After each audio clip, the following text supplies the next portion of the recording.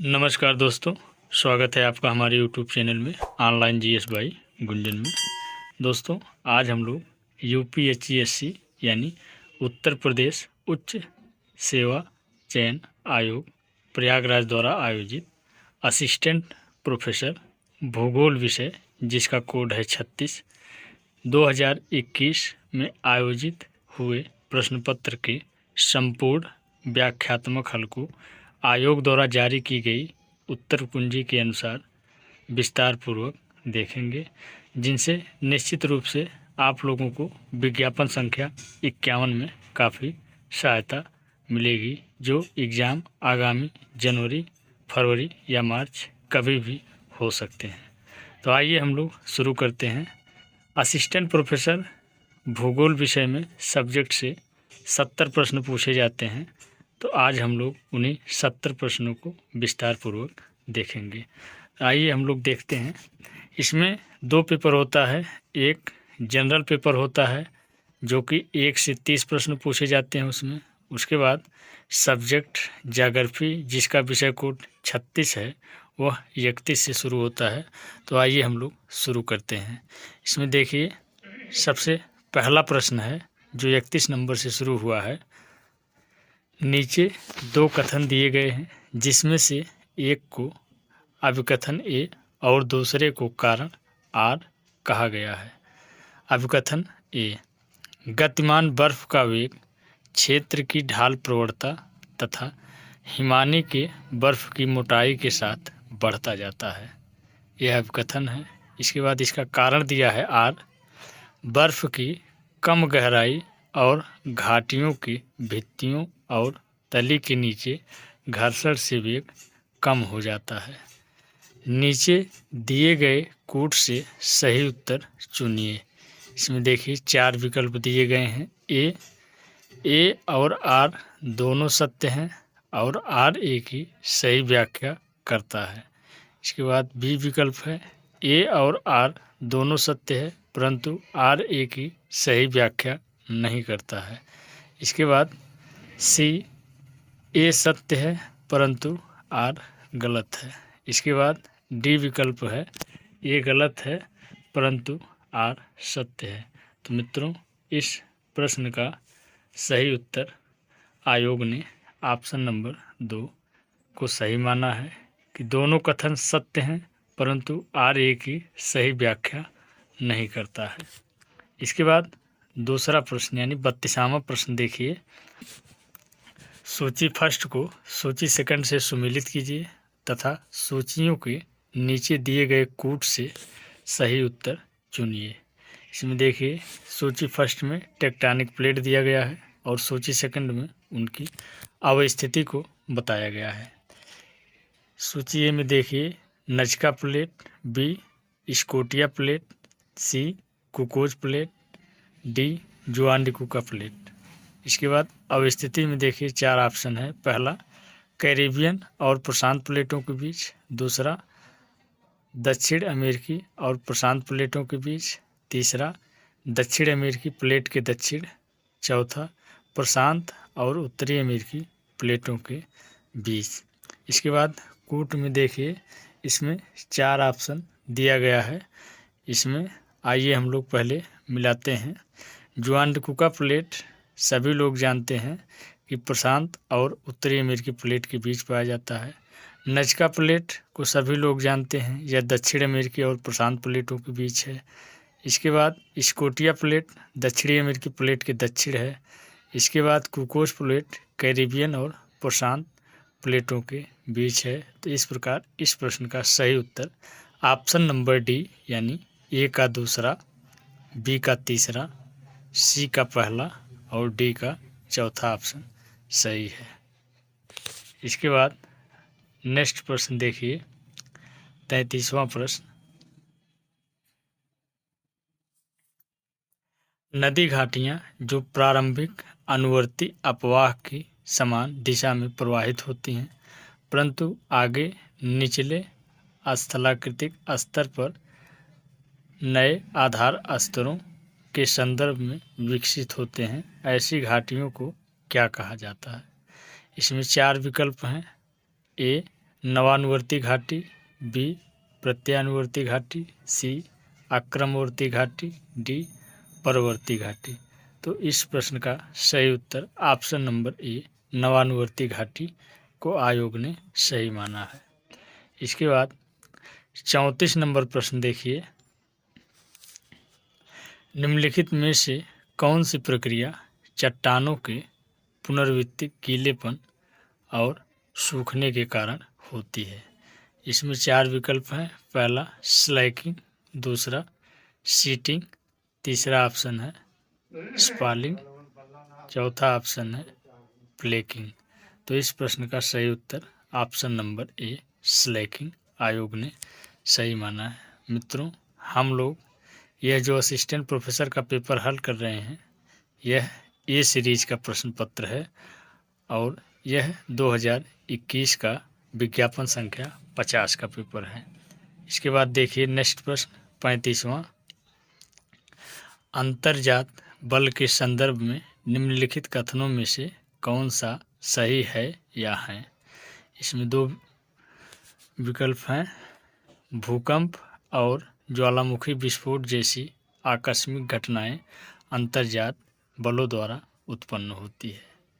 इसके बाद दूसरा है उत्संबलन और अवसंबलन तनाव बलों द्वारा उत्पन्न होते हैं। नीचे दिए गए कूट से सही उत्तर चुनिए।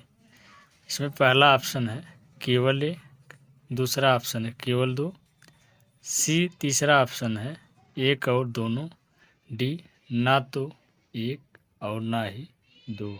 इस प्रश्न का सही उत्तर ऑप्शन नंबर डी ना तो एक और ना ही दो सही है, क्योंकि सभी लोग जानते हैं कि भूकंप और ज्वालामुखी विस्फोट जैसी आकस्मिक घटनाएं अंतर्जात बलों द्वारा उत्पन्न होती हैं। यह गलत है।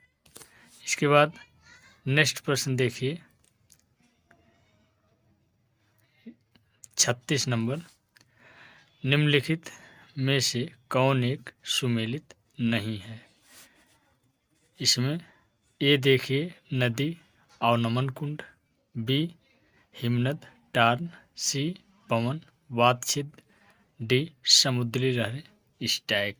तो इस प्रश्न का सही उत्तर ऑप्शन नंबर सी पवन से वातछिद्र की स्थलाकृति नहीं बनती है, यही आयोग ने सही माना है। बाकी नदी से अवनमन कुंड बनता है, हिमनद से टार्न बनता है, समुद्री लहरों से स्टैग बनता है। इसके बाद 37 नंबर प्रश्न देखिए, सूची फर्स्ट को सूची सेकंड से सुमेलित कीजिए तथा सूचियों के नीचे दिए गए कूट से सही उत्तर चुनिए। सूची फर्स्ट में डेल्टा के प्रकार को दिखाया गया है, सूची सेकंड में उदाहरण दिया गया है। डेल्टा के प्रकार में देखिए 4 विकल्प हैं। ए चापाकार डेल्टा, बी ज्वारनद डेल्टा, सी पंजाकार डेल्टा, डी परिव्यक्त डेल्टा। इसके बाद उदाहरण में देखिए, पहला येलो नदी डेल्टा, दूसरा मिसिसिपी डेल्टा, तीसरा मैकेंजी डेल्टा, चौथा नील नदी डेल्टा। तो इस प्रश्न का सही उत्तर आयोग ने ए ऑप्शन सही माना है। तो आइए हम लोग देखते हैं। ए का 4 यानी चापाकार डेल्टा नील नदी उदाहरण है। इसके बाद बी का 3 यानी ज्वारनदमुख डेल्टा मैकेंजी डेल्टा का उदाहरण है। इसके बाद सी का दूसरा पंजाकार डेल्टा जो कि मिसिसिपी नदी द्वारा बनाया जाता है, बहुत ही प्रसिद्ध है, सभी लोग जानते हैं इसको। इसके बाद डी का 1 यानी परिव्यक्त डेल्टा येलो नदी डेल्टा का उदाहरण है। इस प्रश्न में सही उत्तर आयोग ने ऑप्शन नंबर ए को माना है। इसके बाद 38 नंबर प्रश्न देखिए, इसमें भी सूची फर्स्ट को सूची सेकंड से सुमेलित कीजिए तथा सूचियों के नीचे दिए गए कूट से सही उत्तर चुनिए। इसमें सूची फर्स्ट में नाम दिया गया है और सूची सेकंड में कोपेन जलवायु उप प्रकार दिया गया है। नाम में देखिए ए BWH, बी BSH, सी BWK, डी BSK। इसके बाद सेकंड सूची में देखिए, पहला उष्णकटिबंधीय स्टेपी जलवायु। सेकंड, उष्णकटिबंधीय रेगिस्तानी जलवायु। थर्ड, मध्य अक्षांशीय शीत स्टेपी जलवायु। फोर, मध्य अक्षांशीय शीत रेगिस्तानी जलवायु। इस प्रश्न का सही उत्तर ऑप्शन नंबर ए आयोग ने सही माना है। तो आइए हम लोग देखते हैं ए का दूसरा यानी BWH प्रकार की जलवायु उष्णकटिबंधीय रेगिस्तानी जलवायु के नाम से जानी जाती है। बी का 1 यानी BSH प्रकार की जलवायु उष्णकटिबंधीय स्टेपी जलवायु है। इसके बाद सी का 4 BWK प्रकार की जलवायु मध्य अक्षांशीय शीत रेगिस्तानी जलवायु है। इसके बाद डी का 3 यानी BSK प्रकार की जलवायु मध्य अक्षांशीय शीत स्टेपी जलवायु पाई जाती है। इसके बाद नेक्स्ट प्रश्न देखिए 39 नंबर, निम्नलिखित में से कौन एक सुमेलित नहीं है। एक तरफ स्थानीय हवा को दिखाया गया है, दूसरी तरफ क्षेत्र को बताया गया है। इसमें पहला विकल्प है जोंडा अर्जेंटीना, बी लेवेंटर दक्षिणी स्पेन, सी बिस न्यूजीलैंड, डी यामो जापान। मित्रों, प्रश्न में सुमेलित नहीं पूछा है, बहुत ध्यानपूर्वक देखिए। तो इस प्रश्न का सही उत्तर ऑप्शन नंबर सी बिस न्यूजीलैंड यह गलत है। बाकी तीनों विकल्प जैसे जोंडा अर्जेंटीना में पाया जाता है, लेवेंटर हवा दक्षिणी स्पेन में चलती है, यामो बहुत ही फेमस है जापान की, इसलिए इस प्रश्न का सही उत्तर ऑप्शन नंबर सी बिस न्यूजीलैंड है। इसके बाद नेक्स्ट प्रश्न देखिए 40 नंबर प्रश्न, मानसून की उत्पत्ति में तिब्बत के उच्च पठार के तापीय प्रभाव को निम्नलिखित में से किसने महत्वपूर्ण माना है। एक बार फिर से देखिए, यह भारत के भूगोल से पूछा गया महत्वपूर्ण प्रश्न है। मानसून की उत्पत्ति में तिब्बत के उच्च पठार के तापीय प्रभाव को निम्नलिखित में से किसने महत्वपूर्ण माना है। इसमें 4 विकल्प हैं। ए कोटेश्वरम एवं फ्लोन, बी अनंतकृष्ण, सी TM इन, डी रमन और रामनाथन। तो इस प्रश्न का सही उत्तर ऑप्शन नंबर ए कोटेश्वरम एवं फ्लोन सही होगा। इसके बाद 41 नंबर प्रश्न देखिए, निम्नलिखित में से किस प्रकार की वर्षा यूरोप और उत्तरी अमेरिका के ज़्यादातर सर्दियों के दौरान होती है। इसमें 4 विकल्प हैं। पहला स्थलाकृतिक वर्षा, बी चक्रवाती वर्षा, सी संवहनी वर्षा, डी उपरोक्त में से कोई नहीं। तो इस प्रश्न का सही उत्तर ऑप्शन नंबर बी चक्रवाती वर्षा को आयोग ने सही माना है। चक्रवाती वर्षा यूरोप और उत्तरी अमेरिका में ज़्यादातर सर्दियों में होती है। इसके बाद 42 नंबर प्रश्न देखिए, वायुमंडल के निम्नलिखित परतों में से किसमें न्यूनतम तापमान पाया जाता है। इसमें 4 विकल्प हैं।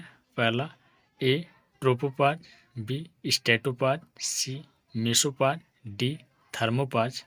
तो इस प्रश्न का सही उत्तर ऑप्शन नंबर सी मेसोपॉज सही है। मेसोपॉज परत में न्यूनतम तापमान वायुमंडल का पाया जाता है। इसके बाद 43 नंबर प्रश्न देखिए, सूची फर्स्ट को सूची सेकंड से सुमेलित कीजिए तथा सूचियों के नीचे दिए गए कोड से सही उत्तर चुनिए। सूची फर्स्ट में उष्णकटिबंधीय चक्रवात को दिखाया गया है और सूची सेकंड में देश को दिखाया गया है। इसमें देखिए, सूची फर्स्ट में ए टाइफून, बी विलिविली, सी वैग्यू, डी ताइफू।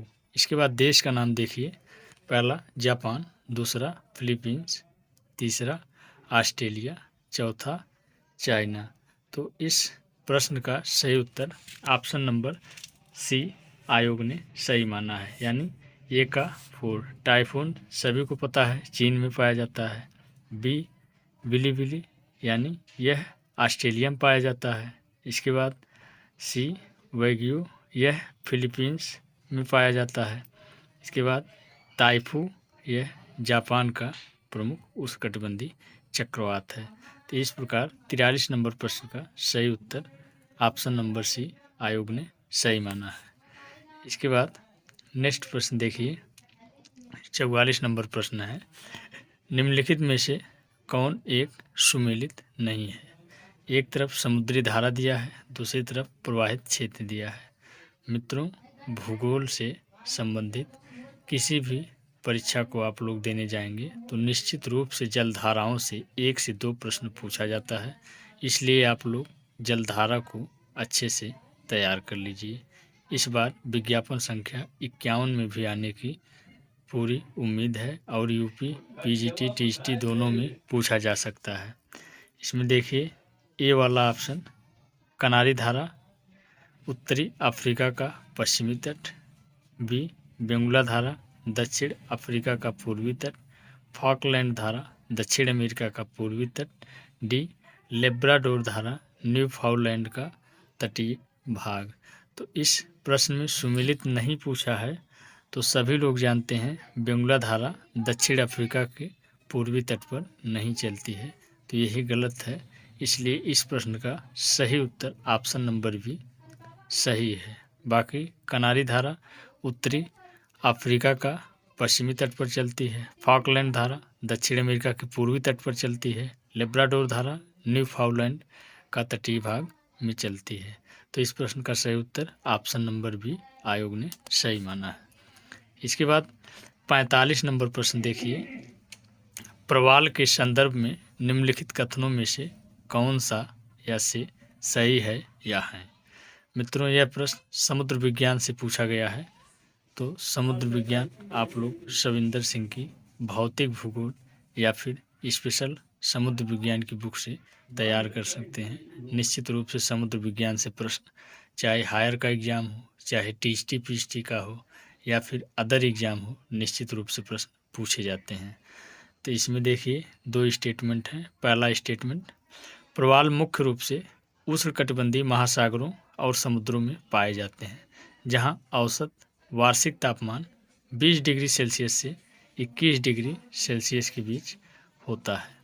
इसके बाद यह स्टेटमेंट सही है। इसके बाद दूसरा है, 30% और 34% के बीच की समुद्री लवणता वाले प्रवाल क्षेत्र में वृद्धि और विकास के लिए आदर्श है। यह स्टेटमेंट गलत है। इसके बाद नीचे दिए गए कूट से सही उत्तर चुनिए। इसमें 4 विकल्प हैं। पहला केवल 1, दूसरा केवल 2, तीसरा 1 और 2 दोनों, चौथा ना तो 1 ना ही 2। तो इस प्रश्न का सही उत्तर ऑप्शन नंबर ए केवल 1 ये स्टेटमेंट सही है। इसके बाद 46 नंबर प्रश्न देखिए, निम्नलिखित में से कौन सी स्थलाकृत महासागरों के सबसे अधिक क्षेत्र में फैली हुई है। इसमें 4 विकल्प हैं। यह भी प्रश्न समुद्र विज्ञान से ही पूछा गया है। इसमें पहला ऑप्शन है महाद्वीपीय मग्न तट, दूसरा महाद्वीपीय ढाल, तीसरा महासागरीय द्रोणी, चौथा महासागरीय पर्वत श्रेणी। तो इस 46 नंबर प्रश्न का सही उत्तर ऑप्शन नंबर सी महासागरीय द्रोणी सही है। इसके बाद 47 नंबर प्रश्न देखिए, निम्नलिखित में से कौन एक ठंडी समुद्री जलधारा है। मित्रों, अभी अभी हमने आपको बताया कि जलधारा से निश्चित रूप से 1 से 2 प्रश्न लगभग सभी प्रतियोगी परीक्षाओं में पूछे जाते हैं। तो आप लोग निश्चित रूप से जलधारा वाले चैप्टर को अच्छे से तैयार कर लीजिए। इसमें देखिए, एक ठंडी समुद्री जलधारा है को पूछा है। 4 विकल्प हैं। ए एंटिल्स, बी अलास्का, सी अगुलहास, डी ओयासियो। तो इस प्रश्न का सही उत्तर ऑप्शन नंबर डी ओयासियो एक ठंडी जलधारा है, बाकी तीनों जलधाराएं गर्म जलधाराएं हैं। तो इस प्रश्न का सही उत्तर ऑप्शन नंबर डी आयोग ने सही माना है। इसके बाद 48 नंबर प्रश्न देखिए, निम्नलिखित में से कौन एक सुमेलित नहीं है। ध्यान रहे, प्रश्न में पूछा है सुमेलित नहीं है। एक तरफ महासागरीय निक्षेप दिया गया है, दूसरी तरफ स्रोत दिया गया है। यह भी प्रश्न समुद्र विज्ञान यानी ओशनोग्राफी से पूछा गया है। इसमें देखिए 4 विकल्प हैं। पहला ऊज जैविक, लाल मिट्टी जैविक, टेक्टाइट्स ब्रह्मांडी, डी कीचड़ ज्वालामुखी। तो इस प्रश्न का सही उत्तर ऑप्शन नंबर डी कीचड़ ज्वालामुखी नहीं होता है, बाकी तीनों विकल्प सही हैं। तो इस प्रश्न का सही उत्तर ऑप्शन नंबर डी कीचड़ ज्वालामुखी को आयोग ने सही माना है। इसके बाद 49 नंबर प्रश्न देखिए। नीचे दो कथन दिए गए हैं जिसमें से एक को अभिकथन ए और दूसरे को कारण आर कहा गया है। तो अभिकथन ए देखिए, उत्तरी गोलार्ध में महासागर दक्षिणी गोलार्ध की तुलना में अपेक्षाकृत अधिक औसत तापमान दर्ज करते हैं। एक बार फिर से देखिए इस प्रश्न को, उत्तरी गोलार्ध में महासागर दक्षिणी गोलार्ध की तुलना में अपेक्षाकृत अधिक औसत तापमान दर्ज करते हैं। अभिकथन तो सही है। इसके बाद कारण देखिए आर में, उत्तरी और दक्षिणी गोलार्ध में तापमान में भिन्नता दोनों गोलार्ध में भूमि और महासागर के वितरण में असमानता के कारण है। ये भी कारण भी सही है। इसके बाद नीचे दिए गए कूट से सही उत्तर चुनिए। तो प्रश्न को पढ़ने से ही हम लोगों को ज्ञात हो गया है। इसमें देखिए पहले 4 ऑप्शन हैं। आर और ए दोनों सत्य हैं। आर ए की सही व्याख्या करता है। बी, आर और ए दोनों सत्य हैं लेकिन आर ए की सही व्याख्या नहीं करता है। सी, ए सत्य है लेकिन आर गलत है। डी, ए गलत है लेकिन आर सत्य है। तो इस 49 नंबर प्रश्न का सही उत्तर ऑप्शन नंबर ए, आर और ए दोनों सत्य है और आर ए की सही व्याख्या करता है, आयोग ने सही माना है। इसके बाद मित्रों, हम लोग यह उत्तर प्रदेश असिस्टेंट प्रोफेसर भूगोल विज्ञापन संख्या 50 में जो प्रश्न पूछा गया था उसी को सॉल्व कर रहे हैं। बुक सीरीज ए है, आप लोग ध्यान रखिएगा। इसके बाद देखिए 50 नंबर प्रश्न, निम्नलिखित में से कौन सुमेलित नहीं है। इसमें देखिए, इसमें भी सुमेलित नहीं है पूछा है। एक तरफ महासागरीय खाई यानी ओशन ट्रेंच दिया गया है, दूसरी तरफ महासागर ओशन को बताया गया है। इसमें देखिए ए है टोंगा खाई दक्षिण प्रशांत, बी प्यूर्टो रिको खाई उत्तरी अटलांटिक, सी सुंडा खाई हिंद महासागर, डी मेरियाना खाई दक्षिणी प्रशांत। तो इस प्रश्न का सही उत्तर सभी लोग जानते हैं कि ऑप्शन नंबर डी मेरियाना खाई दक्षिण प्रशांत है, क्योंकि इसमें सुमेलित नहीं है पूछा है। बाकी सभी लोग जानते हैं कि मेरियाना खाई उत्तरी प्रशांत में पाई जाती है। तो इस प्रश्न का सही उत्तर ऑप्शन नंबर डी आयोग ने सही माना है। इसके बाद 51 नंबर प्रश्न देखिए, जेट स्टीम के संदर्भ में निम्नलिखित कथनों में से कौन सा सही है या है। इसमें देखिए 2 स्टेटमेंट हैं। पहला, गर्मी के मौसम में जेट स्टीम की गति सर्दी के मौसम की गति से दोगुना हो जाती है। इसके बाद दूसरा स्टेटमेंट, गर्मी के मौसम में जेट स्टीम का विस्तार कम हो जाता है। इसमें नीचे दिए गए कोड से सही उत्तर चुनना है। देखिए 4 विकल्प हैं। ए केवल 1, बी केवल 2, सी 1 और 2 दोनों, डी ना तो 1 और ना ही 2। तो इस 51 नंबर प्रश्न का सही उत्तर ऑप्शन नंबर 2 यानी गर्मी के मौसम में जेट स्टीम का विस्तार कम हो जाता है, यही सही है। बाकी पहला स्टेटमेंट गलत है। तो इस प्रश्न का सही उत्तर ऑप्शन नंबर बी केवल 2 आयोग ने सही माना है। इसके बाद 52 नंबर प्रश्न देखिए, निम्नलिखित में से कौन सा सिद्धांत तार्किक प्रत्यक्षवाद से संबंधित नहीं है। इसमें 4 विकल्प हैं। ए कार्य कारण का सिद्धांत, बी संरचनावाद, सी व्यवहारवाद, डी प्रकारवाद। तो इस प्रश्न का सही उत्तर ऑप्शन नंबर सी व्यवहारवाद सही है, क्योंकि इसमें नहीं पूछा गया है। इसके बाद 53 नंबर प्रश्न देखिए, निम्नलिखित में से कौन भूगोल में चिंतन फलक यानी पैराडाइम की संकल्पना का प्रतिपादक है।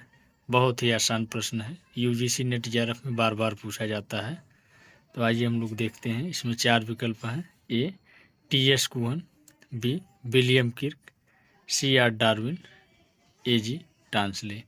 इसमें सभी लोग जानते हैं कि विलियम किर्क व्यवहारवाद से संबंधित हैं, डार्विन यह प्रवालभिद से संबंधित हैं, टांसले यह पारिस्थितिकीवाद के लिए जाने जाते हैं। तो ए ऑप्शन टी.एस. कुहन ने पैराडाइम की संकल्पना को दिया है। तो इस 53 नंबर प्रश्न का सही उत्तर ऑप्शन नंबर 1 टी.एस. कुहन सही है। इसके बाद 54 नंबर प्रश्न देखिए, निम्नलिखित में से किसने भूगोल में उत्तर आधुनिकतावाद के विकास में योगदान दिया। इसमें 4 विकल्प हैं। ए W.L. गैरिसन, बी जे ब्लाउट, सी कार्ल रिटर, डी एडवर्ड सोजा। तो इस 54 नंबर प्रश्न का सही उत्तर ऑप्शन नंबर डी एडवर्ड सोजा ही उत्तर आधुनिकतावाद के विकास में काफ़ी योगदान दिए हैं। इसके बाद 55 नंबर प्रश्न देखिए, सूची फर्स्ट को सूची सेकंड से सुमेलित कीजिए तथा सूचियों के नीचे दिए गए कूट से सही उत्तर चुनिए। इसमें सूची फर्स्ट में पुस्तक को दिखाया गया है, सूची सेकंड में लेखक को दिखाया गया है। इसमें देखिए पुस्तकों में ए आर्डकुंडे, बी जियोग्राफिया जनरलिस, सी एंथ्रोपोजोग्राफी, डी कास्मस। इसके बाद लेखक हैं हम्बोल्ट, रेटजेल, वारेनियस, कार्ल रिटर। इसमें देखिए ये जो पुस्तक है आर्डकुंडे, सभी लोग जानते हैं कि यह पुस्तक कार्ल रिटर की है, तो ए का 4। बी जियोग्राफिया जनरलिस, सभी लोग जानते हैं कि इसी पुस्तक की वजह से भूगोल में द्वैतवाद की शुरुआत हुई थी, तो यह पुस्तक वारेनियस महोदय की है, यानी ए का 4, बी का 3। इसके बाद सी एंथ्रोपोजोग्राफी, यह पुस्तक मानव भूगोल के पिता रेटजेल महोदय की है, यानी सी का 2। इसके बाद डी कास्मस, कास्मस हम्बोल्ट महोदय द्वारा लिखी गई महत्वपूर्ण पुस्तक है जो कि 5 खंडों में है। तो इस प्रश्न का सही उत्तर ऑप्शन नंबर ए यानी ए का 4, बी का 3, सी का 2, डी का 1 आयोग ने सही माना है। इसके बाद 56 नंबर प्रश्न देखिए, 1969 में निम्नलिखित पत्रिकाओं में किसके प्रकाशन के साथ भूगोल का प्रमुख चिंतन फलक मानवता परक भूगोल हो गया। इसमें 4 विकल्प हैं। A Geoforum, B Antipode, C geopolitics, D social and cultural geography. तो इस प्रश्न का सही उत्तर ऑप्शन नंबर बी एंटीपोड पत्रिका के प्रकाशन के साथ भूगोल का प्रमुख चिंतन फलक मानवता परक भूगोल हो गया। इसके बाद 57 नंबर प्रश्न देखिए, प्रसिद्ध निबंध एक्सेप्शनलिज्म इन जियोग्राफी ए मेथडोलॉजिकल एग्जामिनेशन किसके द्वारा लिखा गया था। इसमें 4 विकल्प हैं। ए एफ के शेफर द्वारा, बी जे एच पीटरसन द्वारा, सी डी ग्रेगरी द्वारा, डी एल गुल्के द्वारा। तो इस प्रश्न को सभी लोग जानते हैं कि अपवादवाद के लिए एफ के शेफर जाने जाते हैं। तो इस प्रश्न का सही उत्तर ऑप्शन नंबर ए एफ के शेफर द्वारा सही है। इसके बाद 58 नंबर प्रश्न देखिए, निम्नलिखित में से कौन सा भूगोलवेत्ता पर्यावरण निश्चयवाद का समर्थक नहीं था पूछा है। इसमें 4 विकल्प हैं। A W.M. Davis, B Ellsworth Huntington, C E.C. Semple, D Jean Brunhes. तो इस प्रश्न का सही उत्तर option number D Jean Brunhes को आयोग ने सही माना है। इसके बाद 59 नंबर प्रश्न देखिए, निम्नलिखित विद्वानों में से किसने नगर विकास की 7 अवस्थाओं को प्रस्तुत किया। इसमें 4 विकल्प हैं। A Jack P Gibbs, B Lewis Mumford, C Griffith Taylor, D W.R. Thomson. तो इस 59 नंबर प्रश्न का सही उत्तर option number C Griffith Taylor सही है, जो कि आयोग ने माना है। बाकी लेविस मम्फोर्ड को सभी लोग जानते हैं कि इसने नगर विकास के 6 अवस्थाओं में विभाजित किया था। इसके बाद 60 नंबर प्रश्न देखिए, बहुत ही इम्पोर्टेंट प्रश्न है। भारत में स्मार्ट सिटी मिशन की शुरुआत कब की गई। इसमें 4 विकल्प हैं। ए 2014, बी 2015, सी 2016, डी 2017। तो सभी लोग जानते हैं कि भारत में स्मार्ट सिटी मिशन की शुरुआत 2015 में किया गया था। तो इस प्रश्न का सही उत्तर ऑप्शन नंबर बी 2015 सही है। इसके बाद 61 नंबर प्रश्न देखिए, जीवन शैली के रूप में नगरीकरण की अवधारणा किसने विकसित की। इसमें 4 विकल्प हैं। ए लुईस विर्थ, बी फिशर, सी लोनिस कोसर, डी इनमें से कोई नहीं। तो इस प्रश्न का सही उत्तर ऑप्शन नंबर ए लुईस विर्थ को आयोग ने सही माना है। इसके बाद 62 नंबर प्रश्न देखिए, संयुक्त राष्ट्र के आकलन के अनुसार निम्नलिखित देशों में किसमें जनसंख्या वृद्धि। इसके बाद 62 नंबर प्रश्न देखिए, संयुक्त राष्ट्र के आकलन के अनुसार निम्नलिखित देशों में किसमें जनसंख्या की वार्षिक वृद्धि दर 2015 से 20 में सर्वोच्च थी। इसमें 4 विकल्प हैं। ए मालदीव, बी इक्वेटोरियल गिनी, सी ओमान, डी बहरीन। तो इस 62 नंबर प्रश्न का सही उत्तर ऑप्शन नंबर डी बहरीन को आयोग ने सही माना है। इसके बाद 63 नंबर प्रश्न देखिए, खुदरा गुरुत्वाकर्षण के नियम लॉ ऑफ रिटेल ग्रेविटेशन का प्रतिपादन किया गया किसके द्वारा किया गया। इसमें 4 विकल्प हैं। ए WJ रैली द्वारा, बी AH थीसन द्वारा, सी BJL बेरी द्वारा, डी JE ब्रश द्वारा। तो इस प्रश्न का सही उत्तर option number A WJ Reilly द्वारा खुदरा गुरुत्वाकर्षण के नियम का प्रतिपादन किया गया था। इसके बाद 64 नंबर प्रश्न को देखिए, सूची फर्स्ट को सूची सेकंड से सुमेलित कीजिए तथा सूचियों के नीचे दिए गए कोड से सही उत्तर चुनिए। सूची फर्स्ट में संकल्पना दिया गया है, सूची सेकंड में प्रतिपादक दिया गया है। तो इस में देखिए, संकल्पना में नगर प्रदेश, अमलैंड, पृष्ठ प्रदेश और नगरीय क्षेत्र दिए गए हैं। इसके बाद प्रतिपादक में डिकिंसन, आंद्रे एलिक्स, ग्रीन तथा इस्मिल्स का नाम दिया गया है।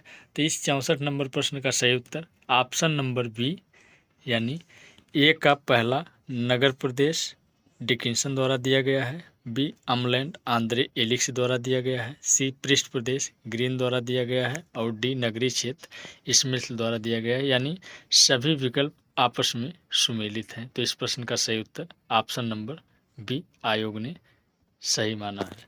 इसके बाद 65 नंबर प्रश्न देखिए, शुष्क स्थल अधिवास एक ऐसे स्थान पर स्थित मानव अधिवास है जो, इसमें 4 विकल्प हैं। ए एक लंबी शुष्क ऋतु वाला हो, बी गर्म शुष्क प्रदेश में स्थित हो, सी बाढ़ प्रवण क्षेत्र में बाढ़ उन्मुख ना हो, डी शीत शुष्क प्रदेश में स्थित हो। तो इस 65 नंबर प्रश्न का सही उत्तर ऑप्शन नंबर सी बाढ़ प्रवण क्षेत्र में बाढ़ उन्मुख ना हो को आयोग ने सही माना है।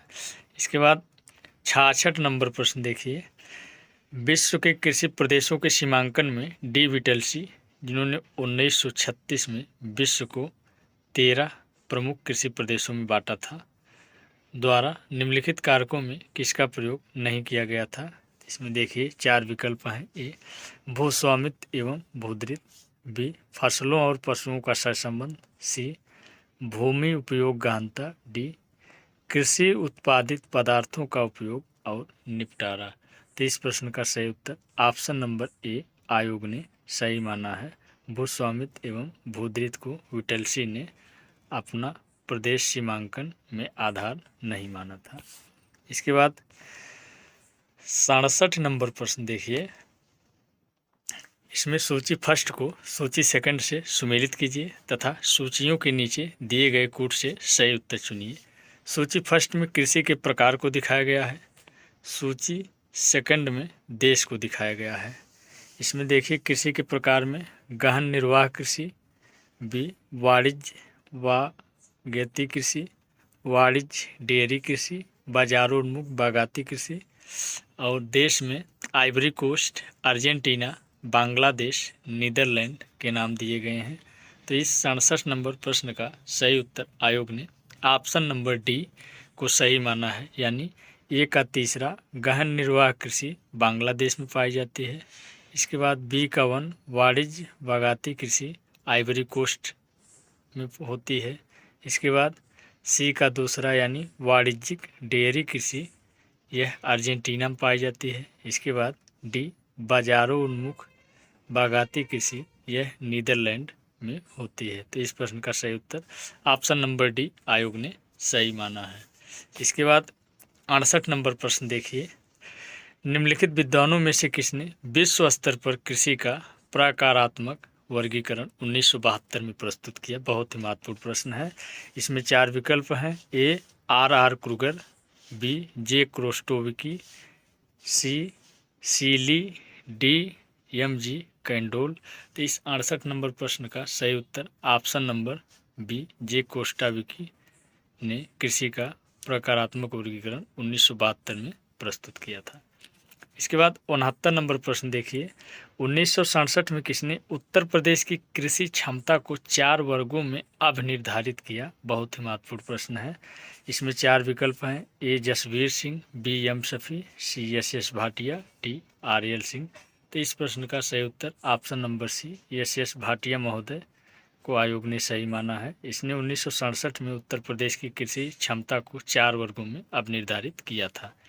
इसके बाद 70 नंबर प्रश्न देखिए, निम्नलिखित में से कौन एक सुमेलित नहीं है? सुमेलित नहीं पूछा है, एक तरफ तेल क्षेत्र दिया गया है, दूसरी तरफ देश है। इसमें देखिए ए दिया है ग्रोजनी रूस, मीना अल अहमदी कुवैत, अल घावर इराक, डी आहवा ईरान। तो इस प्रश्न का सही उत्तर ऑप्शन नंबर सी अल घावर इराक में नहीं है। बाकी तीनों ऑप्शन सुमेलित हैं, जैसे ग्रोजनी रूस में पाया जाता है, मीना अल अहमदी कुवैत में पाया जाता है, आहवा ईरान में पाया जाता है। तो इस प्रश्न का सही उत्तर ऑप्शन नंबर सी अल घावर इराक में है। इसके बाद 71 नंबर प्रश्न देखिए, निम्नलिखित में से कौन सा अल्फ्रेड वेबर के उद्योगों के स्थानीयकरण के सिद्धांत से संबंधित नहीं है? इसमें 4 विकल्प हैं, ए स्थानीयकरण भार, बी स्थानीयकरण त्रिकोण, सी पूरक क्षेत्र, डी एकत्रीकरण। तो इस प्रश्न का सही उत्तर ऑप्शन नंबर सी पूरक क्षेत्र को आयोग ने सही माना है। इसके बाद 72 नंबर प्रश्न देखिए, जेसी बीवर ने निम्नलिखित में से किस क्षेत्र के फसल संयोजन को मापने के लिए सबसे पहले सांख्यिकी तकनीकी का प्रयोग किया? इसमें 4 विकल्प हैं, ए मध्य पूर्वी यूएसए, बी मध्य पश्चिमी यूरोप, सी मध्य पश्चिमी यूएसए, डी पश्चिमी एशिया। तो इस 72 नंबर प्रश्न का सही उत्तर ऑप्शन नंबर सी आयोग ने सही माना है कि मध्य पश्चिमी यूएसए को आयोग ने सही माना है। इसके बाद 73 नंबर प्रश्न देखिए, निम्नलिखित विद्वानों में से किसने सर्वप्रथम वैश्विक रणनीति दृष्टि मॉडल यानी ग्लोबल स्ट्रेटेजिक व्यू मॉडल प्रस्तुत किया? इसमें 4 विकल्प हैं, A T Mahan, B A B Cohen, C A D Seversky, D A J Spykman. तो इस प्रश्न का सभी लोग उत्तर जानते हैं कि ऑप्शन नंबर ए टी महान को आयोग ने सही माना है। इसके बाद 74 नंबर प्रश्न देखिए, स्पेंसर एवं थॉमस द्वारा विश्व में प्रथम एवं द्वितीय क्रम के कितने सांस्कृतिक प्रखंड प्रस्तुत किए गए हैं? बहुत ही महत्वपूर्ण प्रश्न है। इसमें 4 विकल्प हैं, ए 11 एवं 50, बी 12 एवं 52, सी 10 एवं 49, डी 10 एवं 51। तो इस प्रश्न का सही उत्तर ऑप्शन नंबर ए 11 एवं 50 को आयोग ने सही माना है। और यह सत्य भी है कि स्पेंसर एवं थॉमस द्वारा विश्व में प्रथम एवं द्वितीय क्रम के 11 एवं 50 सांस्कृतिक प्रखंड प्रस्तुत किए गए हैं। इसके बाद 75 नंबर प्रश्न देखिए, मानव विकास सूचकांक SDI 2021 में भारत का कोटि रैंक विश्व में क्या है? इसमें 4 विकल्प हैं, पहला 131वां, बी 112वां, सी 136वां, डी 101वां। मित्रों, यह प्रश्न काफ़ी विवादित रहा है विज्ञापन संख्या 51 में, तो इसलिए इस प्रश्न को आयोग ने डिलीट करके सभी को कॉमन नंबर दे दिया है। इसके बाद 76 नंबर प्रश्न देखिए, शक्ति संरचनाओं, पर्यावरण और आर्थिक असमानताओं के बीच संबंध को क्या कहा जाता है? इसमें 4 विकल्प हैं, ए राजनीतिक परिस्थिति, बी जेरीमैंडरिंग, सी पारिस्थितिकी आतंकवाद, डी सांस्कृतिक प्रसार। तो इस प्रश्न का सही उत्तर ऑप्शन नंबर ए राजनीतिक परिस्थितिकी को आयोग ने सही माना है। इसके बाद 77 नंबर प्रश्न देखिए, यह एक स्टेटमेंट पूछा गया है, प्रजाति एक मान्य जैविक संकल्पना है। यह आनुवांशिकता, नस्ल, जननिक लक्षण अथवा उपजाति द्वारा संगठित एक समूह है। यह मान्य सामाजिक सांस्कृतिक विचारधारा नहीं है। यह कथन किसने दिया है? इसमें 4 विकल्प हैं, ए जी टेलर, बी आर्थर कीथ, सी क्रोबर, डी BS गुआ। तो इस प्रश्न का सही उत्तर ऑप्शन नंबर सी क्रोबर को आयोग ने सही माना है। मित्रों, हम लोग उत्तर प्रदेश उच्चतर शिक्षा सेवा आयोग द्वारा आयोजित असिस्टेंट प्रोफेसर भूगोल विषय के विज्ञापन संख्या 51 जो 2021 में आयोजित हुआ था, उसी का प्रश्न पत्र हल कर रहे हैं, जो सीरीज ए है। तो आइए हम लोग देखते हैं। इसमें 78 नंबर प्रश्न, निम्नलिखित अरबी विद्वानों में किसने टालमी की पुस्तक में सुधार किए थे? यह प्रश्न कई बार यूजीसी नेट में पूछा गया है। जो मित्र यूजीसी नेट जेआरएफ का प्रीवियस ईयर पेपर सॉल्व किए होंगे उनके लिए यह प्रश्न काफ़ी आसान रहा होगा। यह भौगोलिक चिंतन यानी जियोग्राफिकल थाट से पूछा गया महत्वपूर्ण प्रश्न है। आप लोग जियोग्राफिकल थाट के लिए माजिद हुसैन सर की पुस्तक को ले सकते हैं। उसमें काफ़ी अच्छे तरीके से भौगोलिक चिंतन या भौगोलिक विचारधाराओं के इतिहास को अच्छे से बताया गया है। तो मित्रों, निश्चित रूप से भौगोलिक चिंतन से सभी प्रतियोगी परीक्षाओं में प्रश्न पूछे जाते हैं। जैसा कि आप लोग देख रहे हैं कि असिस्टेंट प्रोफेसर में भी प्रश्न पूछे जाते हैं। तो UP, TGT, PGT, RPSC, DSSB, KVS, TGT, PGT, NVS, TST, PHT सभी में प्रश्न पूछे जाते हैं ठाट से। तो आप लोग माजिद हुसैन सर की बुक को लेकर अच्छे से तैयारी कर सकते हैं। तो इसमें देखिए प्रश्न पूछा गया है कि अरबी विद्वानों में से किसने टालमी की पुस्तक में सुधार किए? इसमें 4 विकल्प हैं, ए अल मसूदी, बी अल इदरीसी, सी इब्न खालदून, डी इब्न बतूता। तो सभी लोग जानते हैं कि टालमी की पुस्तक में सुधार अल इदरीसी महोदय ने किया था, इसलिए इस प्रश्न का सही उत्तर option number B L Idrisi को आयोग ने सही माना है। इसके बाद 79 नंबर प्रश्न देखिए, महत्वपूर्ण प्राकृतिक संसाधनों के मात्रात्मक वितरण मानचित्र की सहायता से किसने भारत के नियोजन प्रदेशों का सीमांकन किया है?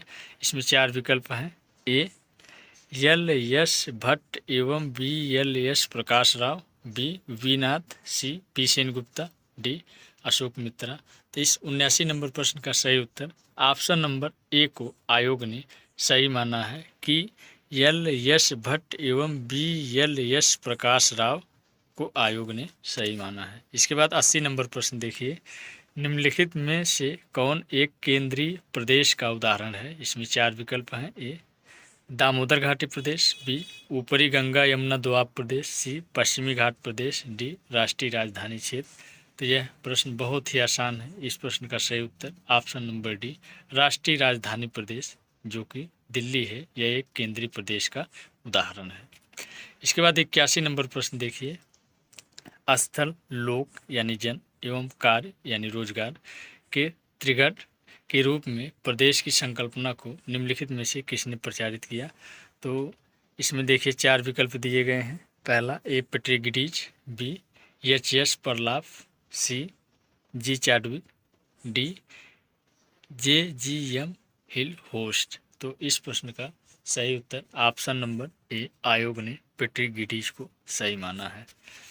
इसके बाद 82 नंबर प्रश्न देखिए, आर.सी. चांदना ने अपनी पुस्तक रीजनल प्लानिंग में प्रादेशिक नियोजन के कितने आधारभूत सिद्धांतों का उल्लेख किया है? तो मित्रों, यह प्रश्न बहुत ही आसान है, विज्ञापन संख्या 50 का।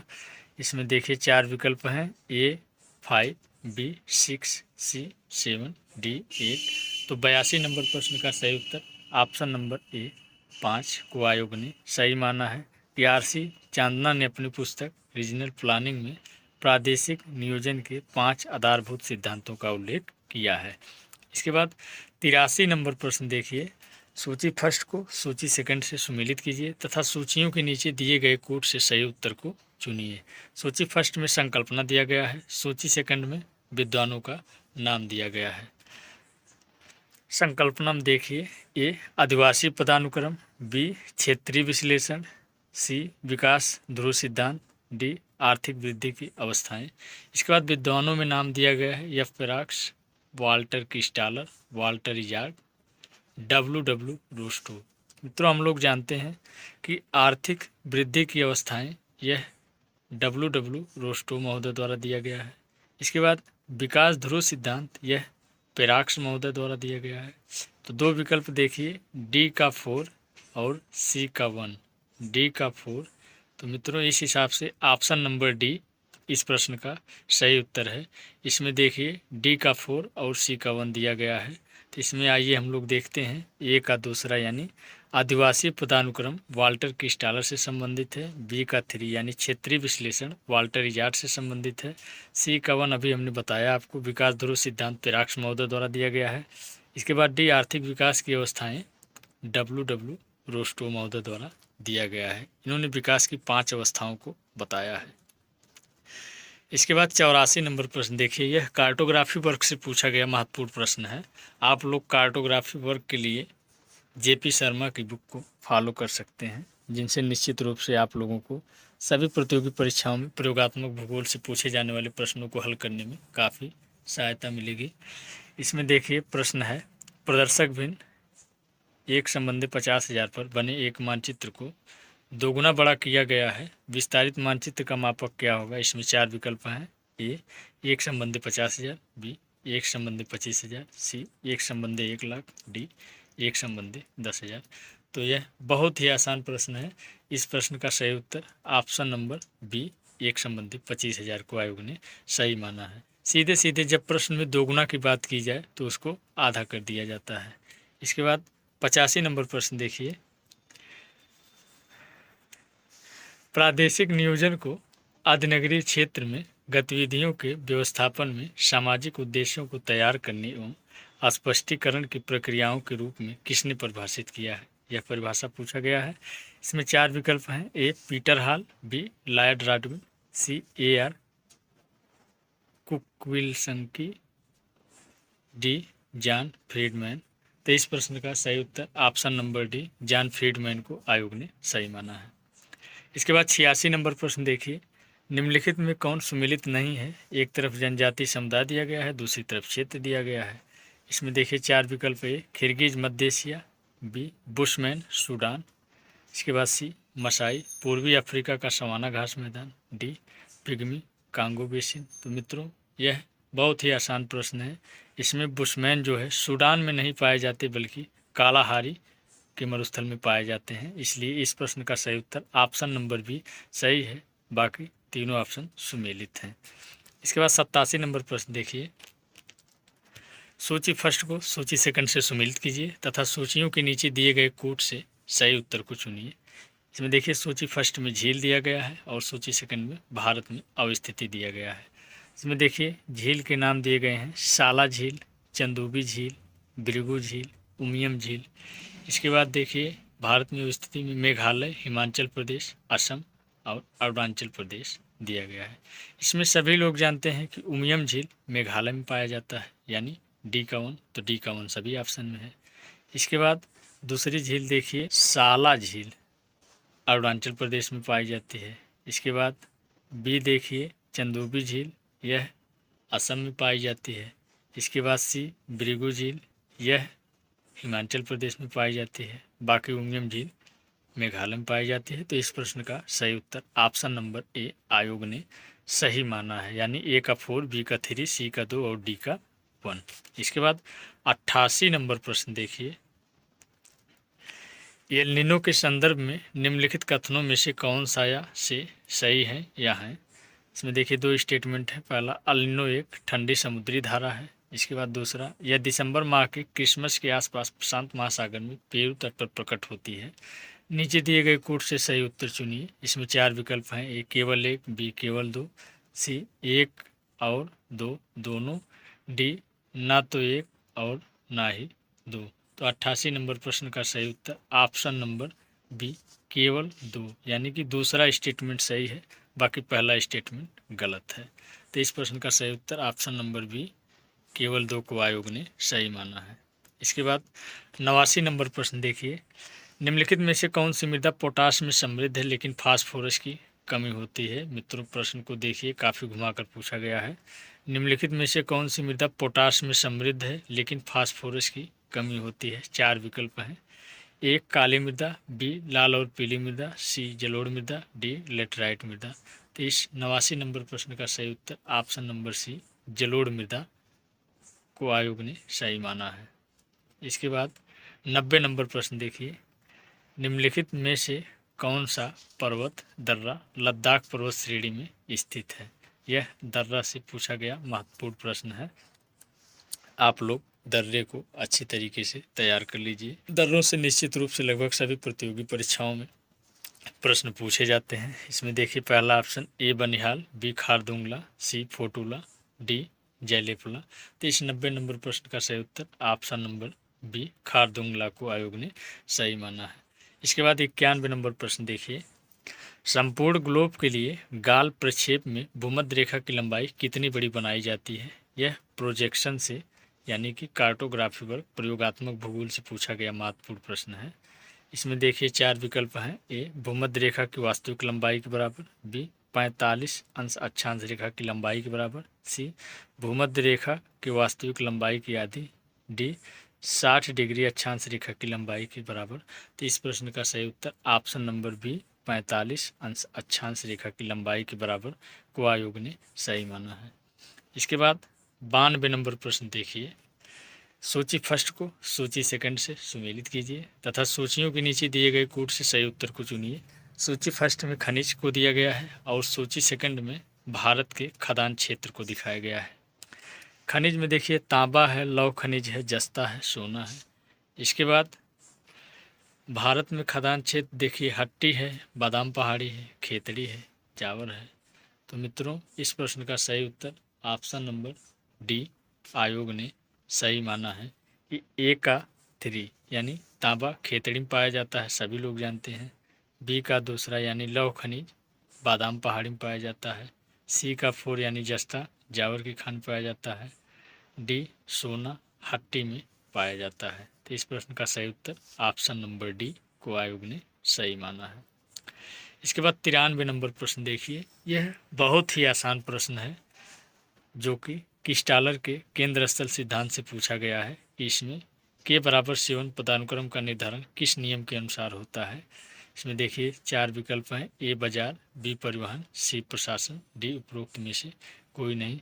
तो मित्रों इस प्रश्न का सही उत्तर ऑप्शन नंबर सी प्रशासन को आयोग ने सही माना है। बाकी क्रिस्टालर ने के बराबर 3 बाजार को बताया है और के बराबर 4 परिवहन सिद्धांत को बताया है। बाकी 7 से प्रशासन को जाना जाता है। इसके बाद 94 नंबर प्रश्न देखिए। निम्नलिखित में से कौन वर्णक्रम सुदूर संवेदन तकनीक में निर्वनीकरण का पता लगाने के लिए सबसे उपयुक्त होता है? यह भी प्रयोगात्मक भूगोल से ही पूछा गया महत्वपूर्ण प्रश्न है। इसमें 4 विकल्प हैं। पहला देखिए तापीय अवरक्त, बी दृश्य वर्णक्रम 0.4 माइक्रोन। इसके बाद सी दृश्य वर्णक्रम 0.5 micron, D false colour composite. तो इस प्रश्न का सही उत्तर option number D false colour composite को आयोग ने सही माना है। इसके बाद 95 नंबर प्रश्न देखिए। यह भी कार्टोग्राफी से पूछा गया महत्वपूर्ण प्रश्न है। निम्नलिखित में से कौन एक द्विचरीय सहसंबंध विधि नहीं है? इसमें 4 विकल्प हैं। ए कार्ल पियर्सन की गुणांक विधि, बी स्पीयरमैन कोट सहसंबंध, सी आंशिक सहसंबंध विधि, डी न्यूनतम वर्ग विधि द्वारा आगणित सहसंबंध। तो इस प्रश्न का सही उत्तर ऑप्शन नंबर सी आंशिक सहसंबंध विधि को आयोग ने सही माना है। इसके बाद 96 नंबर प्रश्न देखिए। वितरण में असमानता प्रदर्शित करने के लिए निम्नलिखित में से कौन एक सर्वाधिक उपयुक्त होता है? मित्रों जैसा कि हम लोग विज्ञापन संख्या 50 के भूगोल विषय कोड 36 की ए सीरीज का पेपर हल कर रहे हैं। इसमें हम लोग देख रहे हैं कार्टोग्राफी से भी महत्वपूर्ण प्रश्न पूछे जाते हैं। तो आप लोग जेपी शर्मा की प्रयोगात्मक भूगोल की किताब लेकर अच्छे से अध्ययन कर लीजिए, जिससे आप लोगों का प्रयोगात्मक भूगोल आगामी परीक्षाओं के लिए मजबूत रहे। इसमें देखिए 4 विकल्प हैं। ए लारेंज वक्र, बी दंडारेख, सी चक्रारेख, डी सम्मान रेखा। तो यह बहुत ही आसान प्रश्न है। इस प्रश्न का सही उत्तर ऑप्शन नंबर ए लारेंज वक्र से वितरण की असमानता को दर्शाया जाता है। इसके बाद 97 नंबर प्रश्न देखिए। भारतीय उपग्रह भू निरीक्षण उपग्रह 3 यानी EOS-3 जो एक सुदूर संवेदी उपग्रह है, कब प्रक्षेपित किया गया? यह भी प्रश्न कार्टोग्राफी से है। इसमें 4 विकल्प हैं। 28 फरवरी 2021 को, बी 3 मार्च 2021 को, सी 12 अगस्त 2021 को, डी 11 दिसंबर 2020 को। तो इस प्रश्न का सही उत्तर ऑप्शन नंबर सी 12 अगस्त 2021 को आयोग ने सही माना है। इसके बाद 98 नंबर प्रश्न देखिए। नीचे 2 कथन हैं जिसमें एक अभिकथन है और दूसरे को कारण कहा गया है। इसमें अभिकथन ए को देखिए। सुदूर संवेदन एवं भौगोलिक सूचना तंत्र दोनों ही स्थानिक महत्व के तत्वों के विश्लेषण से संबंधित हैं। यह सही है। इसके बाद कारण देखिए, सुदूर संवेदन और भौगोलिक सूचना तंत्र स्थानिक आंकड़ों के महत्वपूर्ण स्रोत होते हैं। यह भी स्टेटमेंट सही है। इसके बाद नीचे दिए गए कोड से सही उत्तर को चुनना है। इसमें देखिए 4 विकल्प है। ए और आर दोनों सत्य हैं और आर ए की सही व्याख्या करता है। बी, ए और आर दोनों सत्य हैं परंतु आर ए की सही व्याख्या नहीं करता है। सी, ए सत्य है परंतु आर गलत है। डी, ए गलत है परंतु आर सत्य है। तो मित्रों, जब दोनों स्टेटमेंट सही हो गया तो कथन, कारण, जब दोनों सही है तो व्याख्या भी सही से कर रहा है, तो इसलिए इस प्रश्न का सही उत्तर ऑप्शन नंबर ए और आर दोनों सत्य हैं और आर ए की सही व्याख्या करता है। इसके बाद 99 नंबर प्रश्न देखिए मित्रों, हम लोग अंतिम पायदान से एक पहले क्वेश्चन हल कर रहे हैं। इसको बहुत ध्यान से देखिए। कार्टोग्राफी की निम्नलिखित विधियों में से किसमें अंतर्वेशन का प्रयोग किया जाता है? यह प्रश्न कई बार पूछा जा चुका है। इसमें 4 विकल्प हैं। ए, वर्णमात्री विधि। बी, सम्मान रेखा विधि। डी, वर्णिकता विधि। डी, वर्ण प्रतीकी विधि। तो इस प्रश्न का सही उत्तर ऑप्शन नंबर बी, सम्मान रेखा विधि को आयोग ने सही माना है। मित्रों, आज का अंतिम प्रश्न इस विज्ञापन संख्या 50 में भूगोल विषय का जो अंतिम प्रश्न है, देखिए निम्नलिखित में से कौन एक संभाव्य प्रतिचयन हेतु प्रतिचयन तकनीकी का सही क्रम है? इसमें देखिए 4 विकल्प हैं। ए, क्रमबद्ध अंश सोदेश स्त्रीकृत। बी, दैव स्त्रीकृत क्रमबद्ध गुच्छित। सी, दैव अंश गुच्छित स्त्रीकृत।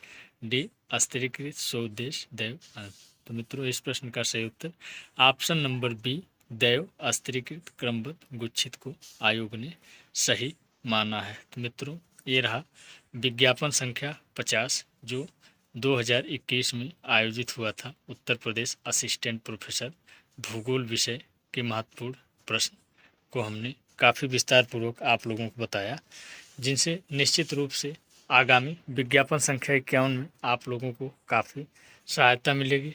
और मित्रों, ऐसे ही वीडियो पाने के लिए हमारे यूट्यूब चैनल से जुड़े रहें एवं हमारे यूट्यूब चैनल को लाइक, शेयर, सब्सक्राइब जरूर करें। मित्रों, यदि वीडियो में कोई कमी हो तो उसको कमेंट करके अवश्य बताएं। जय हिंद, वंदे मातरम।